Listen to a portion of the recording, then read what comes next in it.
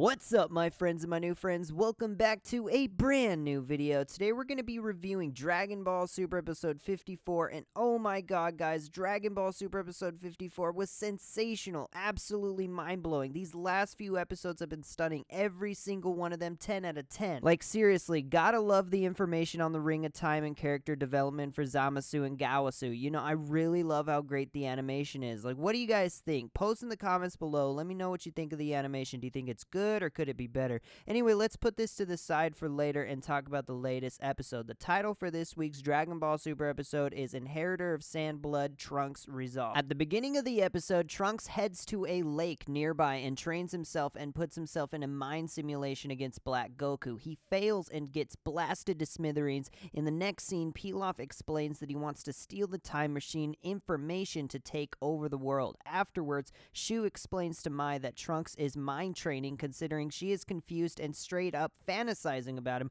Oh my god, like, I was literally dying when Mai imagined herself dying in the arms of Trunks and he leaned in to kiss her. The kid Mai, not the adult from the future. This was like absolutely hilarious, guys. Like, holy shit. Probably my favorite hilarious moment from the episode. Mai literally imagines herself mind training and Trunks kissing her while she was imagining this. I wouldn't doubt it if she was touching herself. Whis states that Black Goku had way more evil-like ki compared to Zamasu, and his ki hasn't fully developed to the Black Goku stage, He feared that Zamasu will change and grow to become more evil unless he is influenced by more positive people. That's what I'm thinking. I don't know, but so far from what it seems, Zamasu is like a pain in the ass. He's kind of in between good and evil, but apparently Zamasu's tea isn't as good as it is compared to the last time that they drank it, so something is definitely different, and this could also mean that the tea leaves are bad or he is turning evil. Both Gawasu and Zamasu are talking about a planet named Babari. Supposedly the people, or the barbarians of that planet, keep fighting, and Zamasu thinks that they should be wiped out. Like, Gawasu is literally shocked and surprised that Zamasu asked something like that. He's acting more like a god of destruction for making such a choice like that, because that's kind of like Beerus and Whis' attitude, or more on Beerus' side. Gawasu mentions to Zamasu that they should use the Ring of Time and travel 1,000 years into the future to see if anything has changed between the barbarians. After they travel to the future from the planet where the barbarians live, Gawasu explains to Zamasu that the Time Ring can only be used to check out the future. It won't allow the user to change the past. So maybe if Zamasu becomes evil and fuses with Gawasu and takes the Ring of Time and has the Potara earrings he has now, he probably will most likely be able to go into the past, but he maybe isn't allowed to change events from the past, similar to how Black Goku was recalled from the Ring of Time and he went back to the future. So Zamasu could actually suffer from some kind of side effects like this with that ring, so it could be a similar case. And from what it seems, Zamasu doesn't have a lot of experience with the Time Ring, so I'm assuming Gawasu will eventually train him how to use it more appropriately and master the Ring of Time and teach him about its abilities. After this happens, Gawasu asks Zamasu to remove his earrings, and he gives him his very own set of Potara earrings. Like, I guess the earrings Zamasu had on before were just random earrings, and after he removes his earrings and puts the Potara on, Zamasu becomes a full-fledged Kaioshin from Universe 10. Afterwards, they travel 1,000 years into the future and discover that the barbarians are still insane killers. I'm thinking that maybe they actually destroyed that planet, or they did something with it. I'm not entirely for sure, but I can't wait to see more about Zamasu and Gawasu and this planet. After these events occur, we see a battle scene that involved both Vegeta and Trunks. Before this fight scene took place, Vegeta informs Trunks that if he can land a single blow, he will win. After Trunks transforms into a Super Saiyan, Vegeta transforms into a Super Saiyan God, and Trunks is literally starstruck with amazement. He's speechless. He can't believe that how his father has grown and become such a strong individual.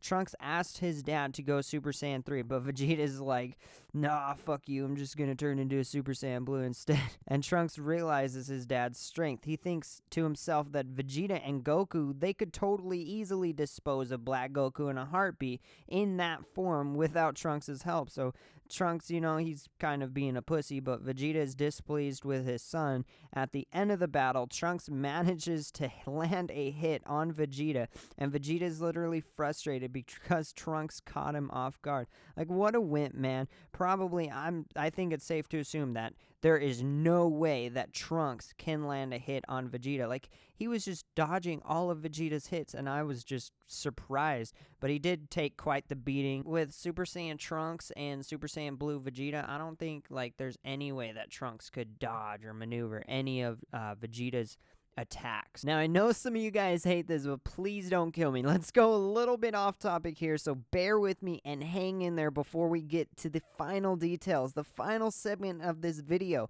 I have been playing a lot of Pokemon Go these past few weeks, and I've been having such a difficult time getting Gyarados, Venusaur, that was weird how that sounded coming out of my mouth, Blastoise, and Charizard. I've even had a tough time trying to hatch a freaking Lapras. Like, I've seen so many people, like in Utah, who already have Lapras, and I'm like, come on, man, how do people have Lapras? That fool is, so hard to hatch. I guess, unfortunately, for a lot of people, they've been getting really lucky with finding all these 10K eggs at Pokestops, and they've been getting amazing Pokemon. Like, I've had only 4 10K eggs between now and since the game has released, and the only unique Pokemon that I've hatched is a freaking Scyther. Like, I don't mean to complain or anything, Niantic. I love the game and all, but I can't help it, okay? Some of this shit in the game just is like, these egg hatches are so random, and you never really know what you're going to get. It's ridiculous, absolutely ridiculous. Let me tell you, Slowpoke is a freaking joke, okay? Oh, you know what? That reminds me. My friend had a dream the other night. It sounded like it was so much fun, and I literally was thinking to myself, I have to share this with you guys in this week's review. And supposedly, she had a dream about a giant vagina monster attacking a village filled with nothing but the Pokemon Slowpoke and some wooden cabins and shit. Now, let's imagine ourselves as a Slowpoke. If I were a freaking Slowpoke in that village, I would be screwed. I'd literally be like one of those fish that gets fed to Free Willy for lunch at an aquarium. I'd be like, oh hell no, I don't want to be this freaking sardine from some chick just grabbing me out of a bucket and throwing me into a freaking whale's mouth. I'd be literally scared out of my pants. I'd try to jump out of the water if I can, but then actually, I don't even know if that would even be possible, because you're literally, those people at those aquarium centers, they have buckets filled with fish, and they just are like sardines or whatever kind of fish that's in there, and they just toss them in the dolphin's mouth or Shamu's mouth or Free Willy's mouth or whatever's mouth. I don't know, but I would really hate to be one of those fish. Fuck that, man. I'm not gonna be no sardine. Anyway, this dream was freaky, man. Imagine yourself a Slowpoke, and you're looking behind you, and the first thing you see is a giant monster in the shape of a vagina closing in, crushing all of the other Slowpoke behind you, and your village, it's just being devastated. It's being crushed, and it's falling on top of you, and you're moving really, really slow.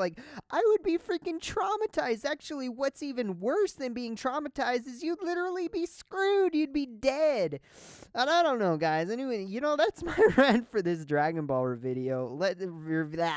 Dragon Ball review. Let's continue. I wouldn't want to be no freaking Slowpoke in a village that's being attacked by a giant monster. I'd be freaking scared. It would be terrifying. I mean, girl, you think of some crazy shit, or you dream of some crazy ass things. I've never in my life have had a dream about a freaking being a Slowpoke being chased by a freaking giant vagina monster in a little village. I don't know, but she dreams about some crazy shit, you know. So let's get back into reviewing the episode. Towards the end of the episode, Beerus and Whis get a call from the Omni King, and supposedly he wants to meet Goku. Beerus and Whis, they freak out. They're like, holy crap, he wants to meet with Goku? What? During a preview of next week's episode, Goku wonders why the Omni King wants to meet with him, and supposedly Goku is introduced to someone of a higher power than the Omni King, or perhaps a lower power, or like an individual who will potentially even be Goku's new mentor or friend to Goku. You know, I'm going to say that this person could probably, maybe very well be the Grand Kai of all the universes. Like next week's episode, we will also see the Supreme Kai from Universe 7 reunited with Goku, and that eyeliner kind of makes the Supreme Kai look really goth. Like, I don't have anything against goths or anything, but Supreme Kai really looks like there's a lot of makeup on his face. It'll for sure be interesting as the Supreme Kai goes to meet with Goku, and both of them go with Beerus and Whis to visit the Omni King. Like, honestly, I'd love to see more Supreme Kai, and where the fuck is Master Roshi? Like, I miss his old perverted sense of humor. Like, will we ever see him touch Bulma's ass again or try to grab her tits? I don't know, but, like, I don't know about you guys, but I used to laugh at that shit all the time. Like, I'd enjoy seeing it. I'd be like, yo, Master Roshi's insane, and I'd just lose it. I'd lose it. I'd be having so much fun just watching the episode, and, you know, of course, you've got Goku's humor, his stupid, funny humor in Dragon Ball Super, and some humor from some of the other characters like Jocko and a few other characters. But where the hell is Master Roshi? We've only seen him like, what, maybe 3, 4, or 5 episodes. A lot of these characters, most of them have like these side characters have been sidelined and aren't always around, and they only appear for maybe like 2 or 3 episodes, and then they disappear and then come back 20 episodes later. You know, although, you know, for the Supreme Kai to meet with the Grand Kai of all the universes, if that's who it is, that'd be a huge privilege and honor. Like, I'd definitely take that offer up, and I'd be like, yo, I'm the Supreme Kai, I'm gonna go kick it with the Grand Kai of all the universes, yeah. You know, if there is a Grand Kai of all the universes, of course, we don't know that for sure, but we're definitely going to be finding out soon. I'm totally excited for next week's episode. This episode was a 10 out of 10. We are going to get more new characters, and unfortunately, that's the end of the episode and the end of the review. I want to thank everyone who watched this far into the video. Thank you so much for the support and your active kindness and your comments and your shares and your likes, and it really means a lot to me, guys. And thank you so much. You know, if you loved this video, if you enjoyed it, you know, and you thought it was entertaining or fun to watch, just give this video a like, subscribe, tell your friends about my YouTube channel, Cog Incorporated. Thank you so much, you know, for taking the time of the day to watch this video. I greatly appreciate it. Please keep living life to its fullest every single day. Live positive and enjoy life. And one last thing. Also, if you have any extra time on your hands, go check out this link in the video description below. It'll take you directly to a website called Loot Crate, and if you subscribe to any of the Loot Crate deals and use my discount code COG Incorporated, which is in the description below as well, you will get 10% off any anime crate. Hurry and go do this before the 27th so you can get this month's crate. You get tons and tons of mysterious anime items within these crates. What's really, really cool, guys, is there are different anime themes each month throughout the entire year. Like, look at all this cool stuff from the previous months. Holy crap! You could even get some Dragon Ball or Naruto collectibles that aren't available anywhere else. So for those of you out there that love Naruto and Dragon Ball, you'll definitely love this. So again, guys, thank you so much for taking the time of your day to watch this video. I greatly appreciate it. Please keep living life to its fullest every single day. Live positive and enjoy life. Peace.